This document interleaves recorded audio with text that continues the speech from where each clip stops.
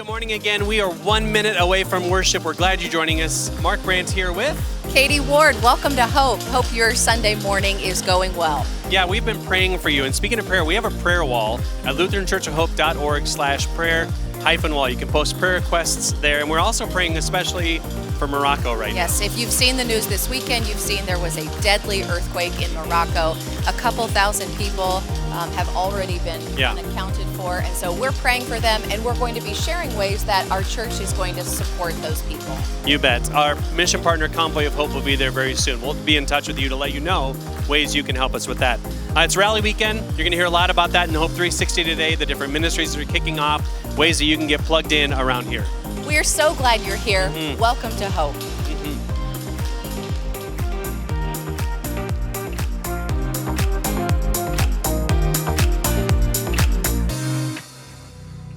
Well, good morning, everybody. We're so excited to see all of you here and to worship with you. I invite you to stand, and we're going to sing this song that's kind of an invitation for us to come expecting God to do something great in our lives.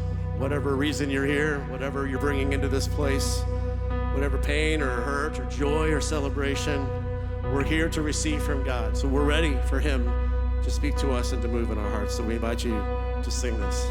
Come now, as you are, or as you want to be. Are you ready? Are you ready? Come now, tired, broken, scared, or just in need. Ready or not, it's all right. Take your time, if nothing else, just come.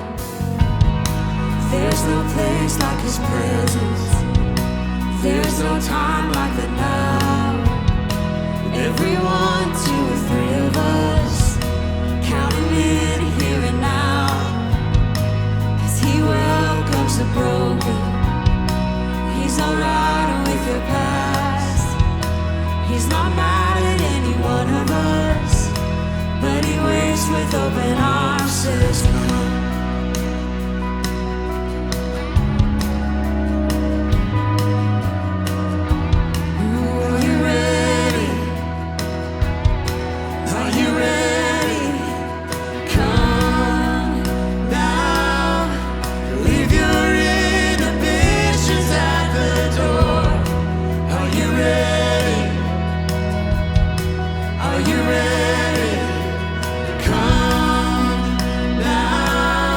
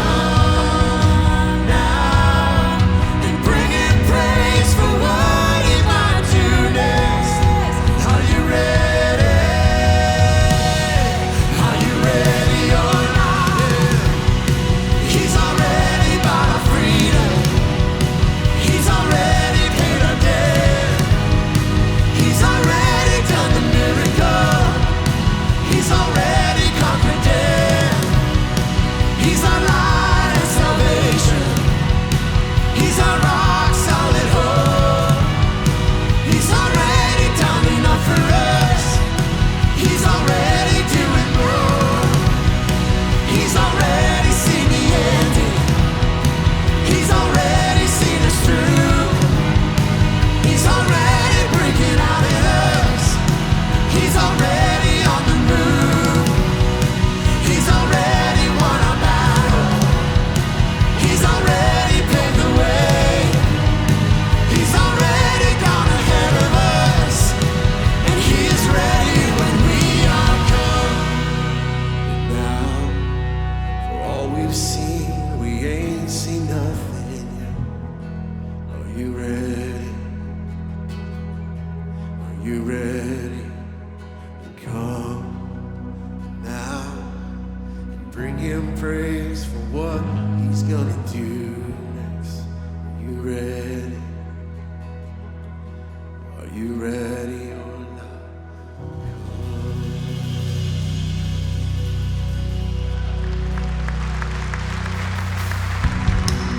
Well, there's a good invitation for all of us, and I want you to extend that invitation to those around you. Turn around and greet those around you and ask them that question. Are you ready? Are you ready for what God's going to do today? Say, it's good to see you. Welcome to Hope.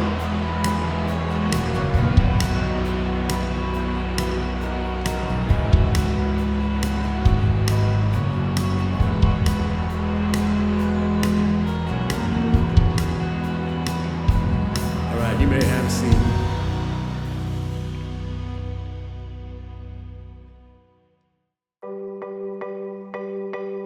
This is Hope 360, your weekly look around Lutheran Church of Hope. It's rally weekend when all of Hope's ministries and activities relaunch for the fall. And it's your chance to re-engage your faith journey, whether beginning that next grade level in our youth and family programming for kids and students, or starting a new class or study for adults. There's so much more to learn and do, and we realize with the literally hundreds of opportunities to choose from, it can be a little overwhelming to find out where to start. So to help, we're hosting a ministry fair in the atrium before and after all services this weekend, where ministry leaders are on hand to share how you can connect, grow, or serve as you progress in your faith journey.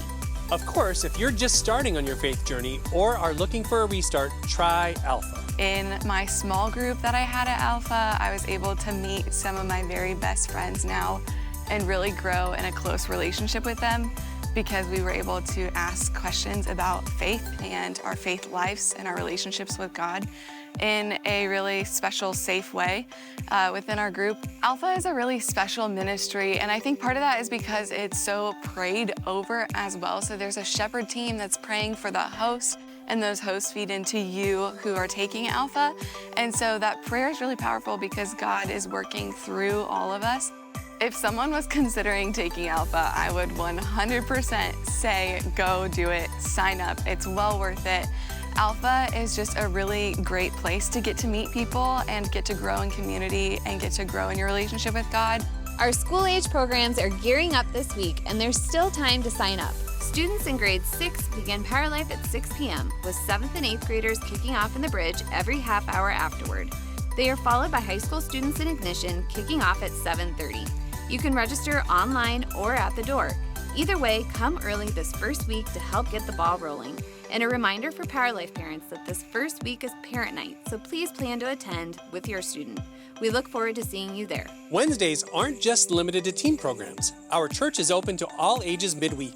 Families are invited to share a meal together in the bridge starting at 4:45 before heading off to their respective programs. For kids in kindergarten through grade 5, we invite them to try Hope Kids Wednesdays. All of the fun of Hope Kids and a great addition to what kids are learning on the weekends. The children's choir is also gearing back up and a great option for kids in grades 3 through 8. And for parents or anyone interested in midweek opportunities, join us for Hope Wednesdays for adults in the chapel. It's a hopping night of the week, and we hope you'll join us. Last, a new member class will gather this Sunday right after the 11 o'clock service in the bridge. If you have been attending Hope for a while and are ready to join our church, walk-ins are welcome. Come learn what it means to be a member and the vision God has given Hope for the future. As always, childcare is provided. That was your 360-degree look around Lutheran Church of Hope. We're glad you joined us for Rally Weekend. Get in the game, Hope. Well, good morning, everyone. Hello and welcome here to Lutheran Church of Hope to our 9:30 service here in West Des Moines, whether you're here in this room or you're joining us online.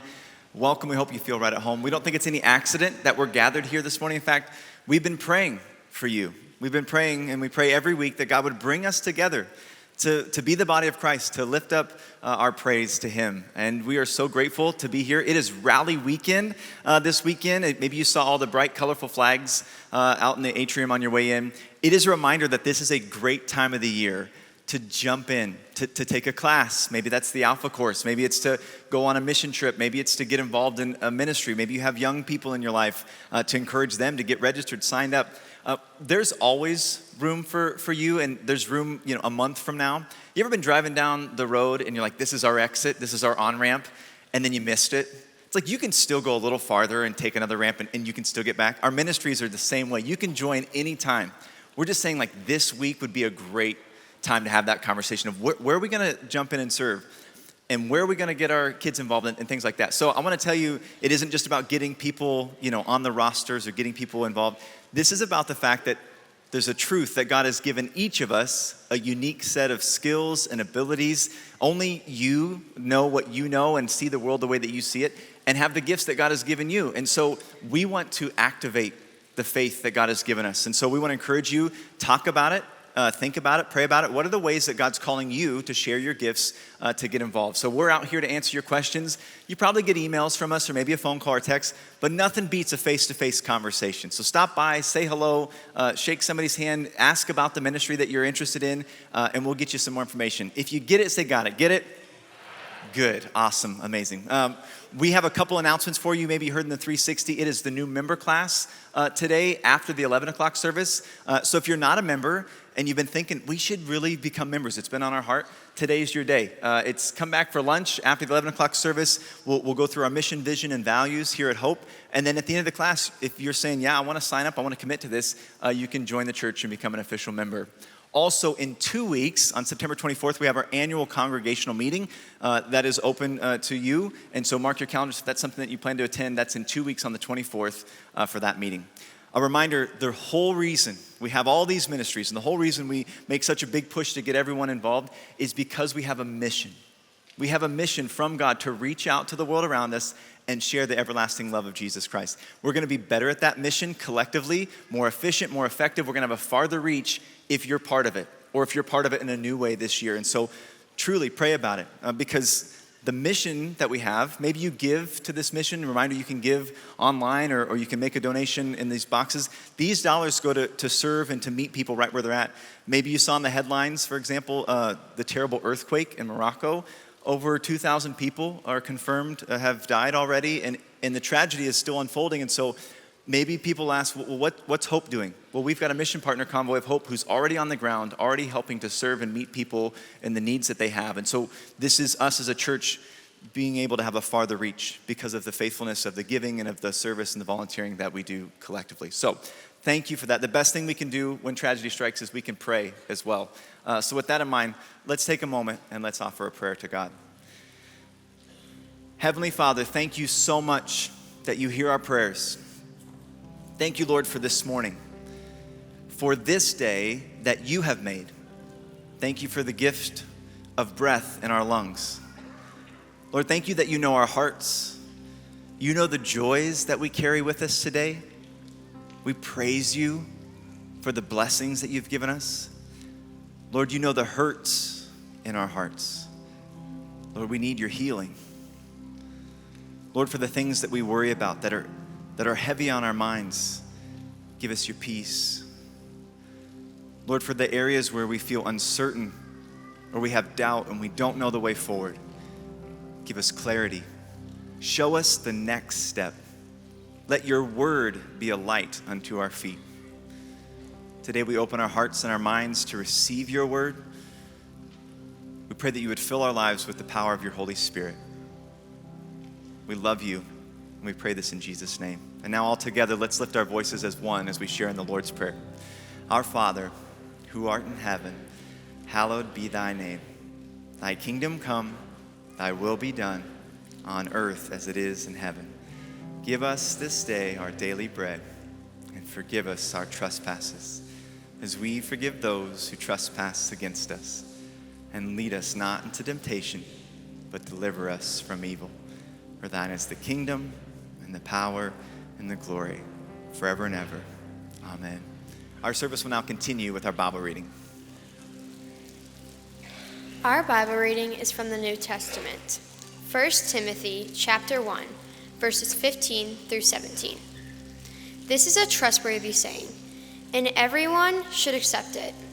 Christ Jesus came into the world to save sinners, and I am the worst one of them all. But God had mercy on me, so that Christ Jesus could use me as a prime example of his great patience with even the worst sinners.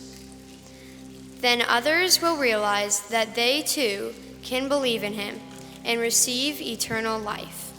All honor and glory to God forever and ever.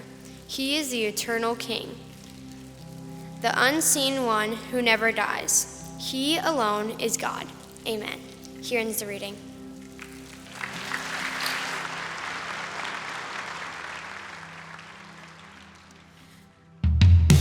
I invite you to stand as we continue to worship. In that reading, Paul says, I am the worst of them. It is so easy to feel like that, and it is so easy and tempting to give in to the lie that that is who God sees you at, but that's not true. You are his and he is yours. He loves you so much that he sent his one and only son. All we need to do, church, is believe in him, and we can live with him forever. We lift these words up to a good God today. Come all you weary, come all you thirsty, come to the well that never runs dry. Drink of the water, come and thirst no more. Come all you sinners, come find his mercy. Come to the table, he will satisfy. Taste of his goodness, find what you're looking for. Because he loves us. Lift us up. For God so loved the world that he gave us his one and only Son to save us. Whoever believes in him will live forever, forever and ever and ever.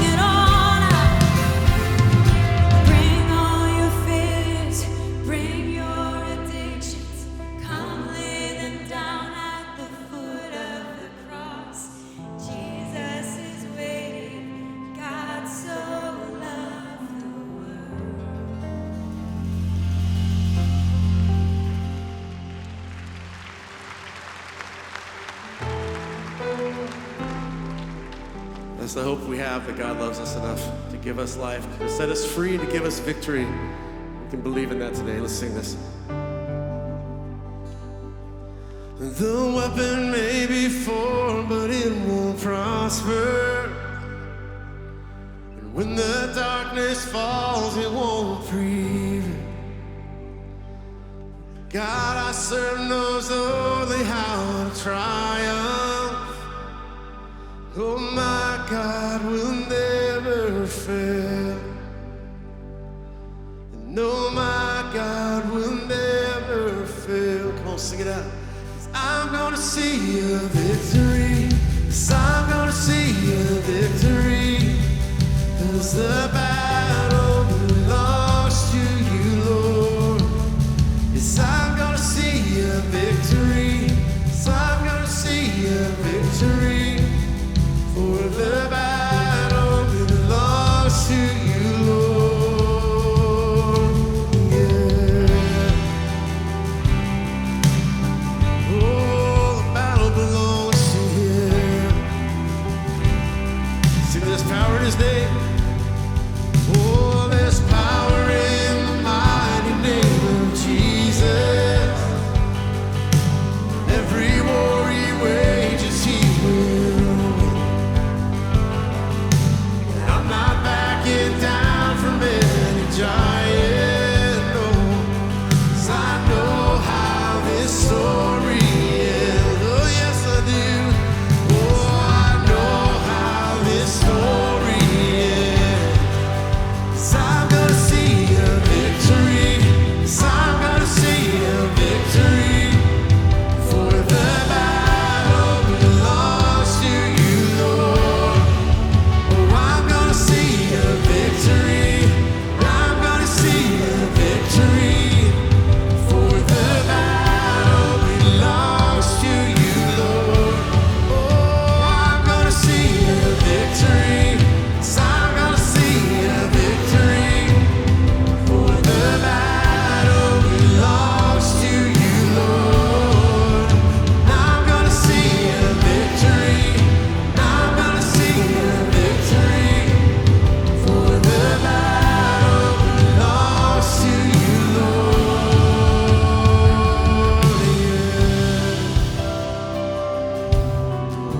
Oh, we believe it today, that you are good, you cause all things for good. Come on, we can sing this in faith. You take what the enemy meant for evil, and you turn it for good. Yes, you turn it for good. Oh, sing, you take what the enemy meant for evil, and you turn it for good. Yes, you turn it for good. Come on, we begin. Sing it out now. You take what the enemy meant for evil, and you turn it for good. Yes, you turn it for good. Sing it over your life now. Yeah, we take what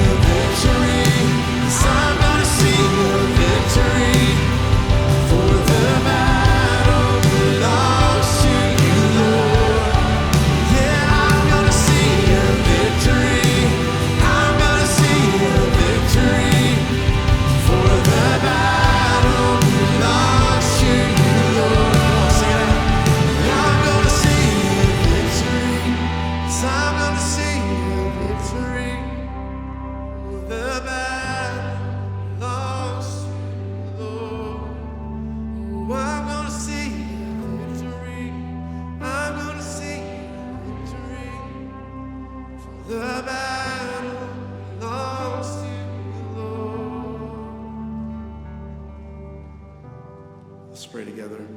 God, thank you for the victory we have in your Son, Jesus. Thank you for that hope that we have, that whatever we're facing, whatever we're going through, God, you can use it for good. It's not that you cause things to happen or make things happen in our lives that are bad or that give us grief or trials, but you can take those things that this world, we all face things in this world like that. You can take those things and turn them for your good and for our good. So we have to trust in that and believe in that. In that solid truth that, God, you are a good God. And you have a plan for us. You have hope for us. It's not in anything that we can see or anything that we can do. It's in Jesus. He is our hope. Thank you for sending him to be our hope, to give us life. And it's in his name that we pray. And everyone says, amen. Amen. You may be seated. And here they come, the Iowa Hawkeyes. That's the game.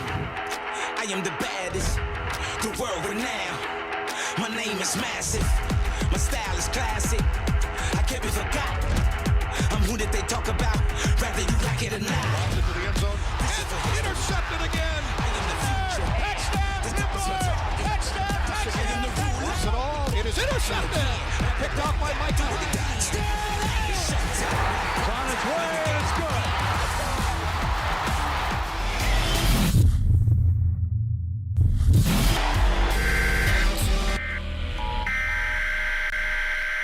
This is a cyclone weather alert.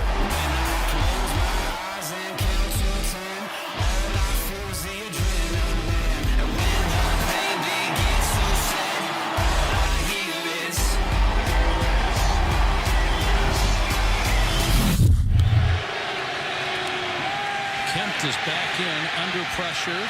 Throws it to the back of the end zone. Tipped and caught. Touchdown. Lazard somehow came up with a ball. The game's going to end on this play. He fires downfield. It's caught and into the end zone. Touchdown, Iowa! Touchdown, Iowa! No time on the clock. I don't believe what I just saw. Touchdown, Iowa! Kick is on the way. It's good. It's good. Iowa wins 14-13. Kempt takes the snap. He delivers and a catch for the touchdown. Are you kidding me? The Cyclones knock off number 3, Oklahoma. An incredible victory with Kyle Kempt making his only start of his career at quarterback. Man, that was fun. Did you know there was a college football game yesterday between Iowa and Iowa State? Half of Iowa was really happy about the outcome, the other half not so happy. Whoever you are, it's either Celebration Sunday here at Hope or it's Healing Sunday here at Hope, and there'll be prayer partners available at the end of the service, probably wearing cardinal and gold up there to help you through. But I probably, if you're a Cyclones fan, you saw that clip, and I felt like it was just rubbing it in your face. But when we made that clip earlier this week, I didn't know who was going to win, and so since you didn't win, and then you start with a Hawkeye hype reel, you're like, what kind of church am I in? That I have to endure this, but I got your back. And kind of like a parent at Christmas that you want to spend the exact same dollar amount on all your kids, if you time that clip, I think it's within 2 seconds, Hawkeyes and Cyclones featured. They're both really, really close. I'm not going to tell you which one got more, but it's the team I cheer for. I cheer for both of them unless they play each other, and then I pick one. But that part that you saw, it's not just random players who are out there who you don't know. Maybe you don't know this, but a lot of those players are members of our Hope family, especially the ones who are featured. I tried to make sure I did that too. Kyle Kempt is a part of our church family. That's Kyle there. Calmest dude you ever want to meet. He and his fiancée Tessa are part of our church family. He threw the ball to Alan Lazard, who's now a New York Jet. So it's easier for me to cheer for him than it was when he was on his previous team. But they're evil, that team. They're just not right, or I don't know how you don't see that, but I'm trying to help you. No, that's not God, that's me, and I'm biased from my upbringing in Chicago, where I'm bombarded by people telling me over and over, Bears good, Packers bad, right? And you hear that enough and you start to believe it. I'm going to get to that in a moment. But over here, it's not just the players in the field, it's Caitlin and Natalie and Luke who took this picture, not because we sent somebody up there to take this picture and say, oh, it'd be good to have a dance team member from Iowa and a cheerleader from Iowa State, and a guy who's security for Herky, the mascot for the Hawkeyes. What a great gig for a college student. That's just awesome for Luke. All honor and glory to God forever and ever, and that's the way these young adults in our church family live. Kyle and Natalie and Caitlin and Luke.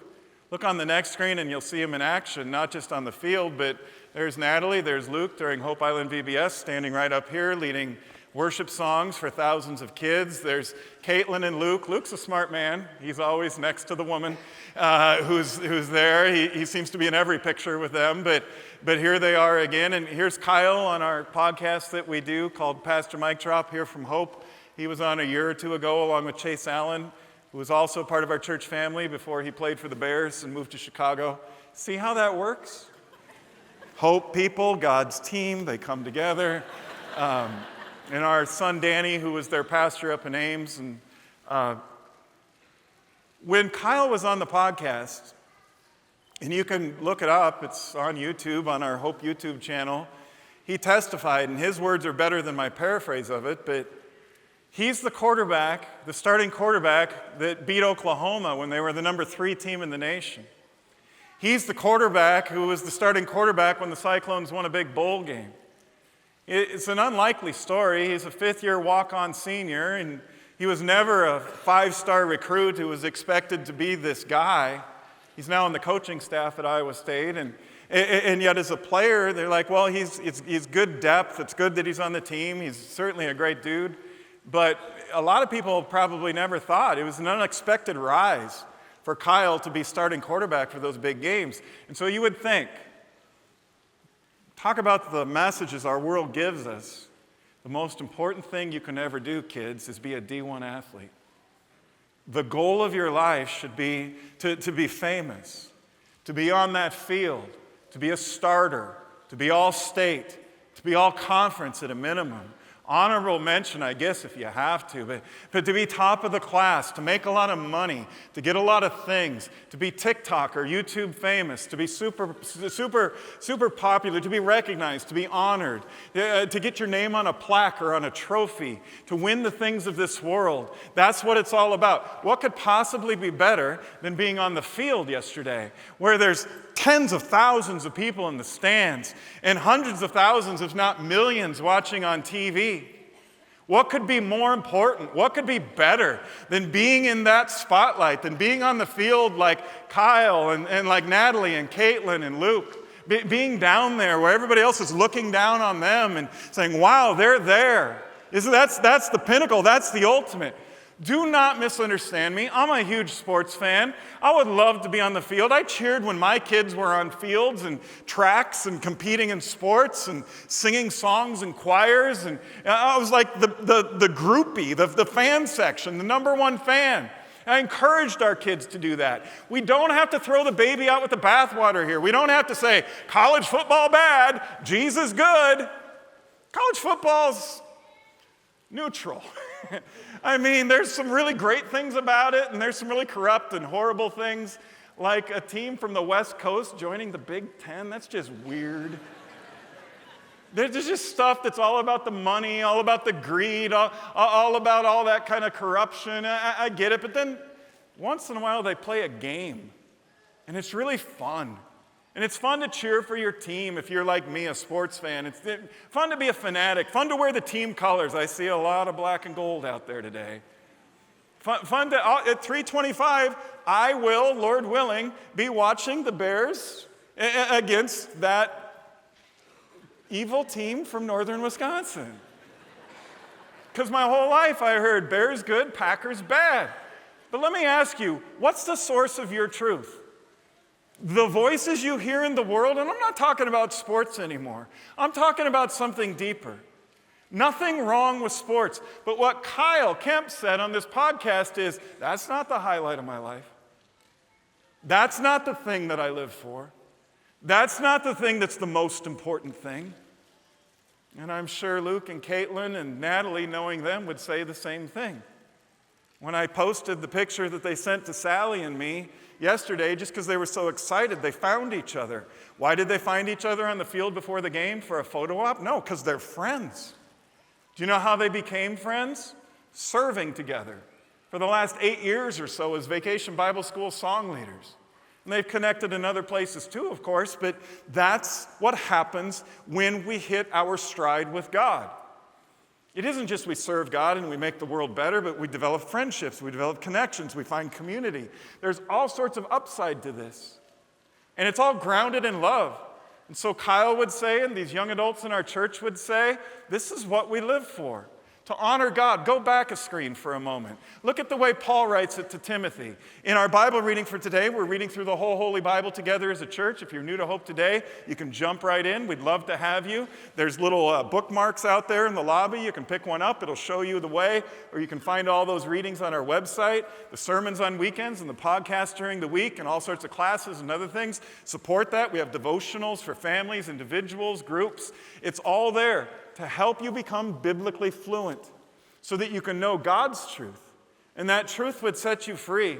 All honor and glory to God, the Bible says, forever and ever, to live for His glory, whether we're on the field or in the workplace or pursuing our education or hanging out socially with friends or whether we're alone pursuing hobbies. Who are you doing it for? The glory of you or the glory of God? Are you doing it so you'll be famous? Are you doing it so you'll be noticed? Are you doing it so everybody will say, wow, look at that person doing this thing? Or are you doing it for the glory of God? Because one is infinitely better than the other. Not just for the world around you, for you. It would be better for you if you didn't need to get attention for everything you did. It would be better for you if you didn't need a plaque every time you accomplished something, a trophy, 100 likes on social media. It would be better for you if you didn't keep track of all these things and decide who's winning and who's losing, by who's getting noticed the most, who's getting honored the most by this world. God knows, God sees, and He sees deeper. He sees inside our hearts. So what are we living for? For the honor and glory of God or the honor and glory of us? You see, that's where we start to trip up. So Paul, this elder pastor, toward the end of his life and his ministry, having started churches all over the region of what was called Asia at the time, all over from the Middle East outward, Paul, the famous greatest missionary of the first century, is passing on his wisdom that comes from experience and what he's learned as a faithful child of God to a young pastor, a young church leader named Timothy. And he says, Timothy, everything you do, do it to honor and glorify God forever and ever. He alone is God. Now back to that next screen. So physical training is good, but training for godliness. Everyone say godliness. It's one of those church words that gets used a lot, or you read it a lot in the Bible. It bounces around a lot, and you're smart people. I know you know how to define English words. Usually we think godliness means goodness, righteousness, doing the right thing, maybe being moral. How do you know what's good? How do you know what's right? You going to listen to Bears fans from your childhood in Chicago tell you Bears good, Packers bad? I do. But on a deeper level, are you going to live your whole life that way?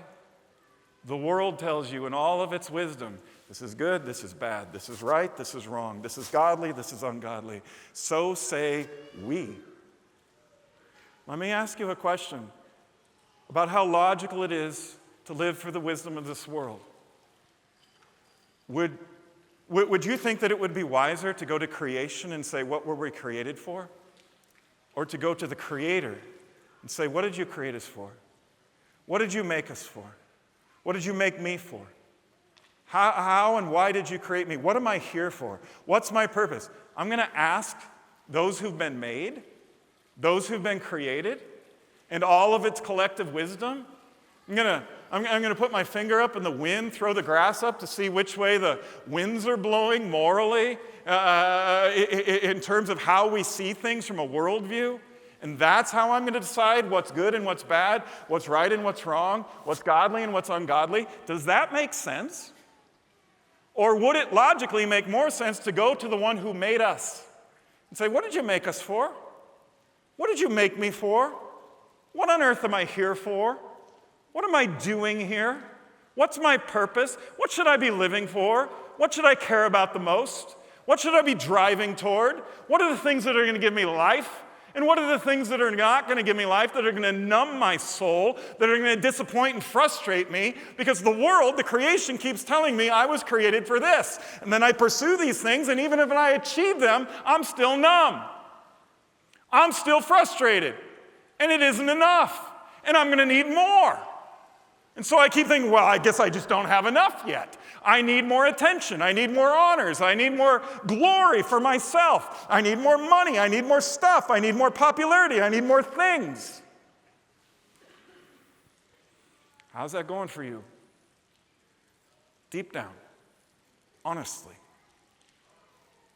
Is it possible you were made for more? I was made for more? That we were made for something that isn't about the collective wisdom of what the world teaches us? The world teaches us there could be nothing more than cheering for your team. Nothing more important. Be the biggest fanatic, a fan of that team. It's what you live for. It's what your heart beats for. There could be nothing more important than your career. There could be nothing more important than your friends, your family. There could be nothing more important than your pursuits of your hobbies and doing the things you do. Please notice, I mentioned all sorts of really good things. To be a Christian, to live a full life, doesn't mean you have to dismiss those things as totally ridiculous and a waste of time. It just means that you're above it all living for something more. What did Jesus say? Seek first the kingdom of God and his righteousness. The godly life. From the Creator who says, this is right, this is wrong. This is good, this is evil. More of this, less of that. And if we're in a relationship with our Creator and we trust God enough, then we follow it. Never perfectly. Never perfectly. We're all sinners in need of a Savior. Physical training is good. Pursuing worldly goals. Notice the Bible doesn't say physical training is bad, godliness is good. It says physical training is good. You're lowering your handicap as a golfer? That's good.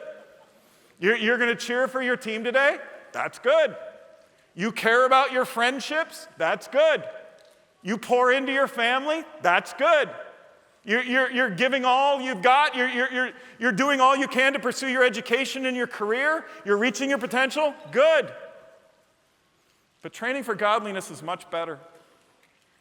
Says the experienced Paul to the young Timothy. Don't lose sight of this. Don't lose sight of this. And if you've forgotten, it's time to refocus. It promises benefits not just in heaven someday in the life to come, but right now, in this life. Pursue godliness. Godliness is one of those words, like I said before, we define it as righteousness or goodness or morality, doing the right thing. But the Greek word has a deeper kind of meaning to it that one English translated word can't do, which is why the best English translations are not word for word. Not if you really want to get to the deep meaning of it, they're phrase by phrase. They're taking the context of that phrase and saying, how do English-speaking people say what Paul was saying to Timothy in Greek? And the scholars all get around and they pray about it and think about it, and boom, there it is. My brother is one of those Bible translators, and that's the way he approaches it. So you take this word godliness that's in English. It's a good translation, word for word, but it means so much more. Let's take a look at the Greek word, and let's all read it together. Same joke for 30 years, and I'm just going to let you know I'm sticking with it for the next 20, too, before I retire. Eusebia, to publicly honor and live for what God calls good. Gosh, 20 years, I don't know if I'll still be doing this, but publicly honor and live for what God calls good. Publicly, not privately. Hide it under a bush, this little light of mine? No, I'm going to let it shine. My faith is going to be public. I'm not going to hide it. If you were convicted of Christianity and Christianity was illegal and you were put on trial before a jury, would the jury have enough evidence to convict you of the crime of Christianity? Could a lawyer make the case because you lived a public life that honored and lived for God? Or would there be no witnesses because you have a private kind of spirituality that's just between you and God? That sounds good to creation. That sounds good to the world, but not to the Creator. The Creator who made us says it's a public thing. Your faith is. Your relationship with God. Don't hide it under a bush. Let it shine. Publicly honor and live for what God calls good. What God calls good. What God calls good. What God calls good. Do you know what God calls good? It's all here. Get to know this book. Become fluent in God's word. Those of you who are doing it, stick with it. Those of you who are new, get into it. Those of you who started and fell off the wagon because it's a busy world, there's a lot going on. I'm not mad at you. Get back on board. We're stopping right here, the train. Get back on. Get to know what God calls good. Get to know it because it matters, not just for the world around you so that we get it right, what so often the world gets wrong, but it's better for you too. Eusebia is also this inner response to the things of God. So many religious people are striving to grab on to that spiritual mountaintop that I have to climb, that thing that I have to do, that discipline. I have to get there. I have to achieve it. I have to climb the mountain, if you will. And Paul says to Timothy, Eusebia, and he says this same word. Everyone say Eusebia. It's not a hard word to say. Say Eusebia. This word comes up 8 times in 1 Timothy. It comes up a total of 15 times in the whole Bible. So more than half of the times this word appears, godliness, in your English translations, a lot of them. But it actually means more than that. It means to publicly honor and live for what God calls good, and an inner response to the things of God. 8 times Paul says this, the elder experienced pastor to the young pastor, because Paul's making a point. Repetition is worth paying attention to. When more than half the times this word appears in the Bible is in this one very short letter, 6 very short chapters in your English Bibles. Paul's letter to Timothy, 8 times this word Eusebia. Do your faith in public. Learn what God calls good. Stop striving to find it externally out there because it's already in you.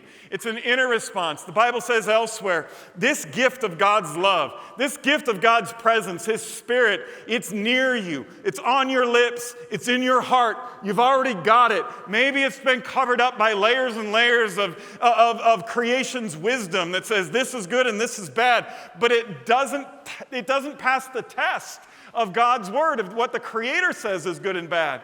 And so we minimize and we push back and we repress this light. And we go out and we try to find it in everything else, everything the world has to offer, which can be really good. But even better is what God has already put in you. It's near you. It's on your lips and it's in your heart. And what is this? This inner response that's already in us, that's just been repressed and piled on. How do we peel back the layers and rediscover it? This inner response. We start with the things of God. What are the things of God? Paul will say to Timothy, the whole New Testament says the things of God are summarized right there in the cross. God's love is poured out for you. It's the central story of the whole Bible. Everything from the Old Testament to the end of the New Testament points to this cross. God loves you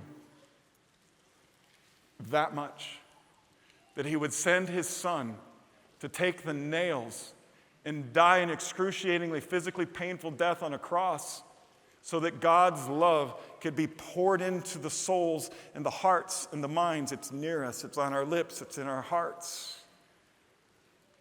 A world that isn't deserving of it. A world that didn't earn it. These are the things of God.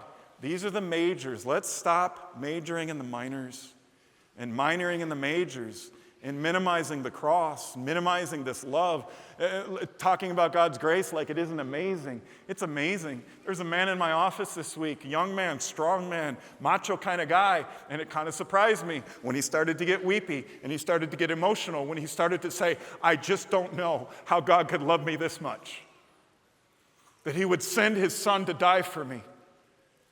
Have you ever had a moment like that? When God's love just overwhelms you, when it becomes real, it doesn't have to become bigger than it is, it just becomes what it is. When it hits you, when you realize that this good news of God's love, it's near you and on your lips and it's in your heart and you discover it and you peel back all the layers and you say, what could I possibly live for that's more important than this love? What could possibly be more important? What could possibly be something that I give my life to that's more important than this? And by giving my life to, I don't mean you have to quit your job and go into ministry. No. God needs ministers wherever you are, in your schools, in your workplaces, in your social circles, as you pursue your hobbies and community with other people. Let your light shine. Eusebia. 8 times Paul writes this word to Timothy. This is what the Christian life is. It's all about love. And if you don't think you're included, if you don't think you're invited, if you think this is just for the religious people, the super moral people, the super righteous people, you're going back to the English definition of the word instead of the biblical definition.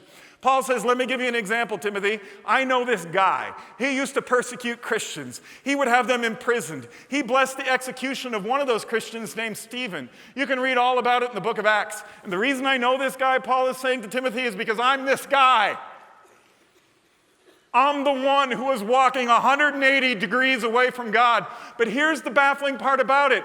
Paul was religious. It's not like he was irreligious. It's not like he wasn't convicted and committed and passionate about his faith. He was the most passionate.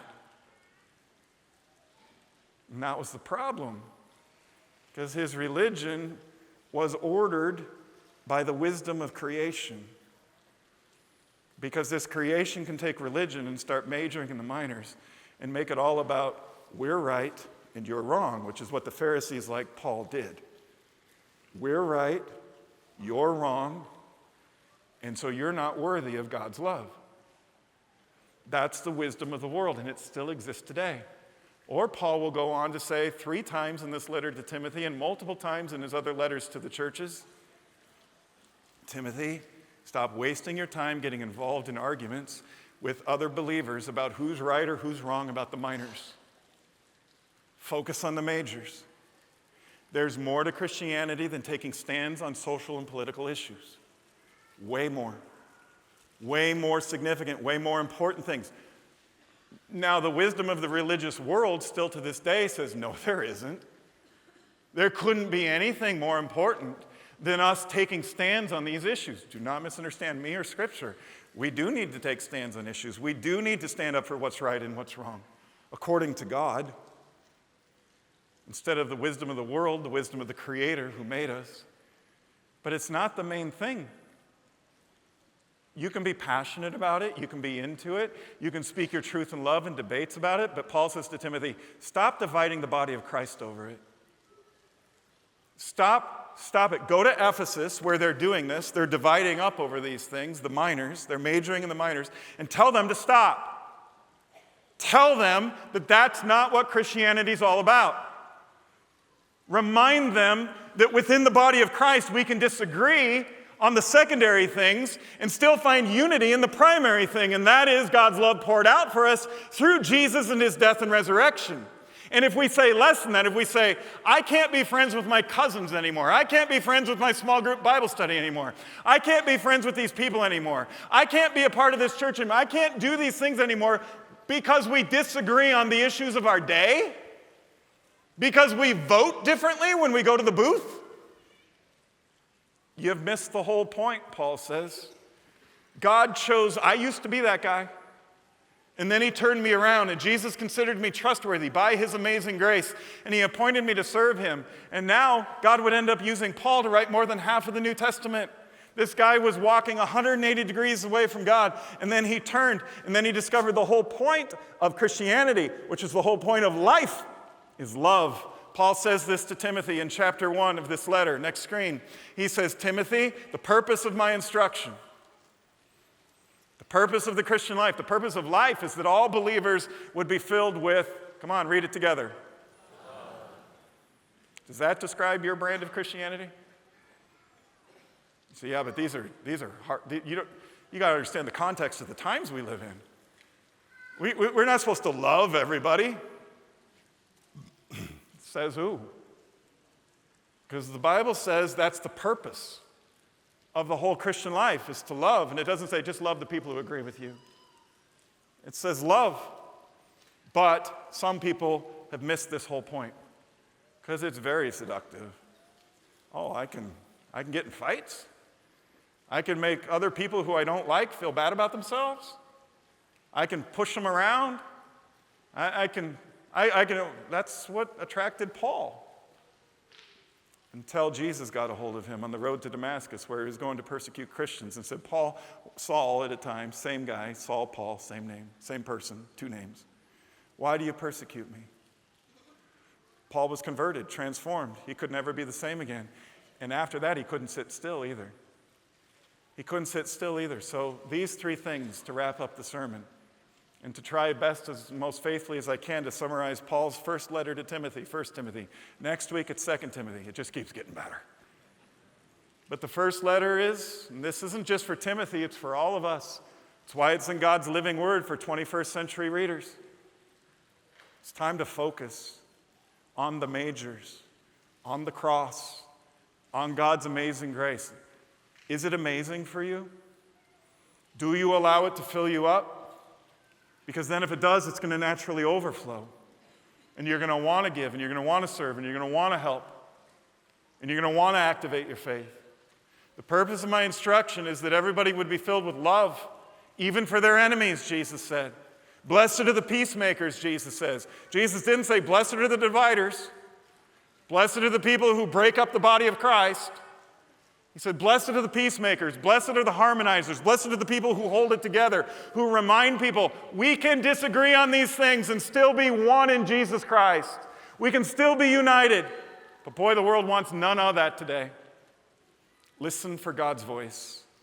Some people have missed this whole point. Focus. Focus on God's word, not the wisdom of the religious world around you or the religious people around you. Even test what we say up here as preachers and teachers. Make sure we're aligned with God's word. Don't miss the whole point. The whole point is love. It isn't a worldly definition of godliness. It's a biblical definition of godliness. This inner thing that God gives us, this power of love that fills us up and then it overflows. So focus and refocus. Secondly, coordinate. Des Moines Register just did an article a while ago. Cool article. Surveyed high school coaches, football coaches all over Iowa. Said, who's the best high school football coach in Iowa? And at the top of the list for a lot of them was this gentleman here, who you probably recognize if you've been around Hope for a while because he's part of our church family. It's Valley High School's coach, Gary Swenson. I don't mean to embarrass him. I didn't tell him I was going to do this, but he's a great coach. And he's like, disposition-wise, he's the opposite of me. Have you ever been to a Valley game, seen him on the sidelines? He's Tom Landry. He's calm. He's cool as a cucumber. He's that guy. He's Phil Jackson watching the Bulls with his legs crossed, just kicking back, watching the whole game. That's scary, but it's not because he's not into it. I'm sure inside things are churning, right? But he's a good coach. And a lot of the other coaches say the best coach that we've got in the state of Iowa, because he teaches his team to be a team. Teach these things and insist that everyone learn them. If you're a linebacker, you shouldn't pretend that you are a quarterback. If you're a tight end, you shouldn't pretend you're the halfback. If you're a fish, swim. If you're a bird, fly. If you're a giraffe, don't go to a plastic surgeon and say, I'd like a shorter neck. You were made for this giraffe. You were made for this bird. You were made for this fish. Swim, fish. Fly, bird. Be a child of God, church. Be who you've been called to be. And when everybody knows their role, and we get the X's and O's, and we become fluent in our game plan, and we understand what we're trying to do, not just as a bunch of talented individuals that are out there, but as a team, good luck to our opponents. Good luck to the devil if the body of Christ rises up and doesn't try to become something that we are not supposed to be, just claims who we are, just peels back the layers and starts to major in the majors, God's love for us, and that love pouring out of us to the world around us, even to our enemies, even to the people we disagree with. Now that's radical. That's a whole new life, and that's the life that Scripture calls us to live. Coordinate with the body of Christ. Learn to put your oar in the water at the same time as the people in front of you so the boat will go. Michael Jordan, the greatest player in the history of basketball, and I know there's people who say that's debatable. I love you, but I think you're wrong. Was the MVP, was the leading scorer in the top professional basketball league in the world. Year after year after year. It was several years before he won his first championship. He won 6, by the way. How many has LeBron got? Just saying. So he won 6. Oh, he never lost a championship. How many has LeBron lost? Just saying. But here's Michael Jordan. And we think, oh, the guy who always won the championships. No. A bunch of years he didn't, especially the first several years, because he was, honestly, all about himself. He would say in interviews, well, I played great, but my supporting cast wasn't so good. Your supporting cast? They're not even like equal players? Now, granted, they're not as good as you, but they're not other actors. Michael Jordan didn't win the championship until he listened to a coach who loved him enough to say during a playoff game, during a timeout, Michael, if you don't pass the ball to the open man when you're triple teamed, we'll never win a championship. You're the best. You're the man. You're Michael Jordan. But when the other team puts 3 defenders on you, and Steve Kerr, who will not make the Hall of Fame as a player, as a coach he will, but not as a player, who's one of the greatest long-distance shooters on planet Earth at the time, is wide open and nobody's guarding him, pass him the ball. And if you watch tapes of the Bulls actually winning their championships, 5 out of 6 years, there was a key play toward the end of the deciding game where Jordan is double or triple teamed and he passes the ball to Steve Kerr or John Paxson or Trent Tucker or somebody else who you probably hardly even know. But they understood their role. And Michael started to understand his role, and he won 6 championships as his stats went down. It's not about you, individual Christian, and getting the spotlight and recognition and power and control and making sure everybody does it your way and critiquing the people who don't do it your way and making that all about church. What if the bird said, instead of flying, I'm just going to sit here in my nest and critique the way the other birds fly? That's what it means to be a bird. Or the fish in the ocean says, instead of swimming, I'm just going to park it right here, watch all the other fish, and critique the way they're swimming. Is that what following Jesus has become to you? Because that is not following Jesus. Swim, fish. You were made for this. Teach these things and insist that everyone learn them, and then go. Focus or refocus, coordinate, and then finally go. What if one of these gifted sprinters in the 100-meter dash, world-class sprinters, when the guy says, on your marks, get set, and then boom, the gun goes off, go. What if they're like, I don't feel like it right now. I'm just going to stay right here and critique the other runners as they go. Go! Go! Go! Pursue righteousness. Live a godly life. There's that word again, eusebia. Along with faith, Timothy. Love, perseverance, gentleness. Be rich in good works and generous to those in need. Can you do those things standing on the sidelines, watching Christianity, observing it from a distance? When I was a younger pastor, like a year ago, and less mature, right now I'd show a Rudy clip. But I've shown that like 17 times over the last 30 years, where Rudy finally gets into a game. Or when I was a younger, less mature pastor, I'd do that. The church too often represents a college football game. 70,000 people in the stands in desperate need of exercise, 22 people on the field in desperate need of rest. We need to change that. And you could say, hey, you're just saying that because the church has needs. You have volunteer needs. You have slots to fill. You're absolutely right. We do. We need you. The team needs you. But listen to this and don't miss it. More importantly, I believe in my heart of hearts, and I think this is very consistent with Paul's letter to Timothy and all of Scripture, we need you, the team needs you, but you need this. You were made for this. You were created for this. You were not created to live for the glory of you. You were created to live for the glory of God. And maybe that's why you haven't hit your stride. And it's never too late to learn. So I'm too old to serve. I'm too young to serve. Paul says to Timothy, don't let anybody tell you you're too young. Moses didn't get called to serve till he was 80 years old. You think God's buying your excuses? I'm too busy. And change your schedule, because you were made for this. You were made to activate your faith, to go. What if the Notre Dame coach, true story, said to Rudy, go in, and Rudy's like, nah, I prefer it on the sidelines. Oh, when the coach called him in, he went. Oh, I wish I was a less mature pastor and I could go ahead and look at it. It's up there. Not really that mature. You're Rudy. Seconds remaining, and it'll be all over here at Notre Dame Stadium. Off to our left, I'm starting to pick up the chant from the Notre Dame student body. Rudy, Rudy, Rudy. It's the name Rudy. Dan Rudy, a walk-on senior, subject of a feature article in yesterday's student newspaper, The Observer. After toiling for 2 years at Carnegie Field and go get it, kid.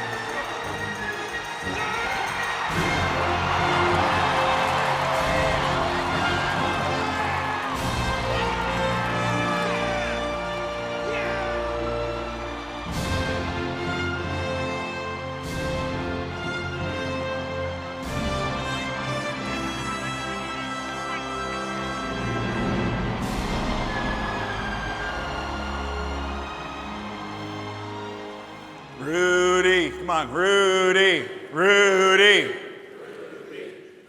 You're Rudy. Some of you don't think you belong in the game. God's calling you in. I've called you by name. Notice Rudy's in front of touchdown Jesus. I don't think that's a mistake. You're called into the game. Focus, coordinate, go. I've called you by name. You're mine. I'm the volunteer announcer for Northwest High School football. And I love calling out the names of the kids who hardly ever get in. If they get within 5 yards of a tackle, I'm going to name them, especially if I know you from Hope. You're called into the game. Your church needs you. You need this. So stop by the ministry fair on the way out. It's Rally Sunday. We're kicking off all these new ministries. We've got them for all ages, for kids, for young adults, for women, for men, for people who are stuck in habits or addictions or hang-ups. Celebrate Recovery. We've got a new member class that I'll be teaching this afternoon. You can join the church and find out more about these things. You can explore the meaning of life through a class called Alpha that has transformed the lives of thousands in this church family and tens of thousands around the world. You can get involved in groups and arts and ministries and choirs, all sorts. I ran out of room. choirs and ministries and the kitchen crew and the hospitality crew and on and on and on it goes. The production crew, if you like pushing people's buttons, sign up for production. They're all out there in the lobby waiting for you. You can walk by and be a fish that doesn't swim, a bird that doesn't fly or doesn't think you need to fly because the world tells you there are more important things to live for. But I say you swim, fish. You fly, bird. You become what your Creator created you to be. And you discover the joy that's going to overflow out of you because God's love has filled you up, which is the song that our Hope Worship Band wrote. And I think this is a song that other churches all around the world are going to start to sing. But it starts here at Hope because God gave them this word and this gift, and they coordinated. They focused on God's love, they coordinated, and then they went. And they ran with it. So let's praise God with this song. And then stop by the ministry fair and take your time on the way out. You were made for this by your Maker. Amen? God's love's going to overflow. It's going to change the world. It's going to change you.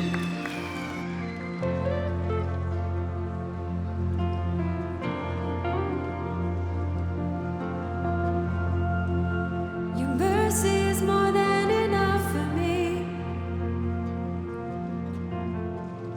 It's new each and every morning. It's all that I want and all that I need. So let the same pour out of me. I'm walking in the overflow, the grace and favor of our Lord. His perfect love is washing over me. It's the presence of the living God who makes a way when there is none. You take the sinful heart and make it clean. I'm walking in the overflow that only He can provide. I won't be afraid. I won't be afraid. You're all that I need. Your power is perfect when I'm weak. Help me believe in my unbelief. Through you all things are possible. I'm walking in the overflow, the grace and favor of our Lord. His perfect love is washing over me. It's the presence of the living God who makes a way when there is none. You take the sinful heart and make it clean. 'Cause I'm walking in the overflow, the grace and favor of our Lord. His perfect love is washing over me. It's the presence of the living God who makes a way when there is none. You take the sinful heart and make it clean.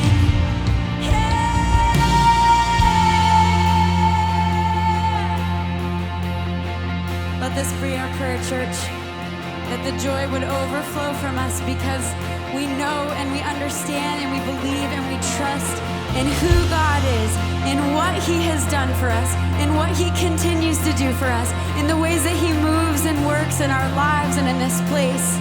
Put your faith in Him and the joy will overflow. Let's sing. This joy is gonna overflow right from the vine to the branch of my soul. I am yours and you are mine. Thrown into fires, it's where I'm refined. This joy is gonna overflow right from the vine to the branch of my soul. I am yours and you are mine. Thrown into fires, it's where I'm refined. This joy is gonna overflow right from the vine to the branch of my soul. I am yours and you